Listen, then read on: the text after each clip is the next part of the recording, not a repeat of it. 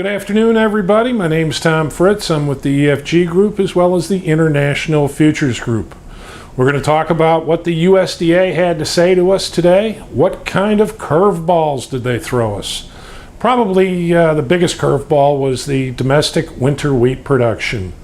We've seen a good rally in the U.S. wheat markets here the last couple of weeks. People were looking at the excessive rainfall that we've seen in the central southern plains. People were thinking, well, wheat production shouldn't change very much. Well, the USDA suggests that the winter wheat production increases by 33 million bushels. Total wheat production up 34 million bushels. That caught everybody leaning the wrong way, and so wheat prices dive. Wheat prices finished, anywhere from 18 to 17 cents lower today. World numbers on wheat, however, really showed very little change. But the rationale from the USDA was that the moisture that we saw in May benefited the wheat crop. Well, harvest is barely underway. They've had delays due to that moisture. There's more moisture on the way. So we really won't have a good handle as to a true production number until we get well within harvest. And with more rain on the way, harvest is going to get delayed. So we just have to wait till next month to see what the USDA has to say. But, you know, given the run-up that we had, prices were knocking at the door that had turned us back lower a number of times this spring. So looking at the chart configurations suggests the wheat market's in a trading range affair until we know more about the actual production. Looking at the corn market, the only change in the old crop wheat data was a decrease in corn usage for ethanol, 25 million bushels. So that was the only change in the demand data. So essentially they just raised the carryout by 25 million bushels. Looking at the new crop corn data, virtually all the data was left unchanged as far as demand data is concerned, but since we had a larger carry-in due to the larger carryout from old crop, they did raise the new crop corn carryout projection by 25 million bushels. So really not a surprise in that regard. The bigger surprises came in the world data. The USDA finally recognized higher production data from Brazil as well as higher production data from Argentina. So to make a long story short, old crop world production increases by about 4 million tons. The carryout increased by 3.25 million tons, and so with that higher carryout for old crop makes for a higher carryout for new crop, and so you saw the new crop world ending stocks estimate rise by a like amount.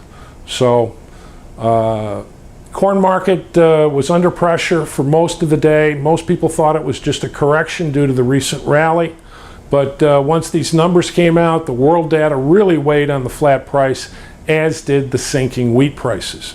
So on the day, corn finishes 7-8 cents lower. Little bit of a weather worry out there, excessive moisture out in the central plains, the western corn belt. Some folks in Indiana, Illinois will tell you that we've had excessive moisture. There is more big rains on the way over the next 5 days. So given the break that we saw today, is it the pause that refreshes? Or is it the rain makes grain attitude? So come the end of this weekend, Monday, we'll look at rainfall amounts and we'll go from there. Soybean market, old crop beans, they lowered the carryout by 20 million bushels due to an increase in crush and export. This was not a very big surprise, as we've seen great crush data all season, and we all have seen that the export sector has lasted much longer than what the trade was looking for.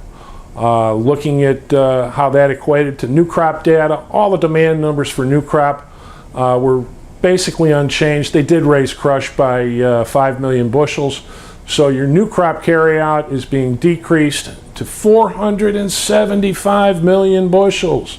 That's a big number. But the bean market was able to shake off those numbers. Soybeans finished 2 to 3 cents lower on the day. We've got fabulous crush margins for old crop. And when you've got crush margins running $1.15 or so, it's going to be very difficult to break old crop beans. In the case of new crop beans, they're experiencing the first bit of a weather play of the season. Once again, excessive moisture. Given the data that the USDA gave us on Monday afternoon, just between the states of Missouri and Kansas, there's still almost 6 million beans to be planted. Now, people will say Kansas, they don't grow that many beans. Well, Missouri does. Missouri is the 5th largest soybean producing state in the belt. So there are some concerns there. There's more big rains on the way. So I think that's why soybeans were able to stand in versus what we've seen the feed grain markets do. So the bottom line is we've digested all this data. Now we're going back to look at weather, and that's what we do in the month of June.